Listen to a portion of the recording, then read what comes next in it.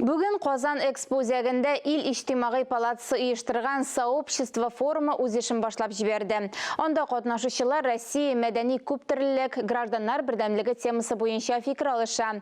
Республика парламентында социаль юнәлешле коммерцияле булмаган ыйышмаларның 5-нче республика форумының йомаклау утырышы булды. Коммерциячел булмаган ыйышмалар лидерлары ай ярымлык марафонга йомгак ясады. Төрле категория гражданнарга ярдәм итү мөмкинлекләрен ачыклады. Июль башыннан зур шәһәрләргә һәм район үзәкләрендә җәмәгать оешмаларының түгәрәк өстәлләре, конференцияләр үтте. Төп максат кешеләргә патриотик тәрбия бирү, мөмкинлекләре чикләнгән балаларга ярдәм итү, мөмкинлекләре чикләнгән кешеләргә шартлар тудыру кебек иң яхшы практикаларны һәм проектларны күрсәтү иде.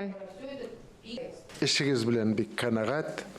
Менә шундый актив кешеләр бергә җыелгач, хөкүмәт белән, дәүләт органнары белән безнең уйланган планга корган эшләребез, Алла бирса, Иң куанычлысы безнең НКОлар, безнең коммерцияле булмаган оешмалар, алар Россия күләмендә, аларның эше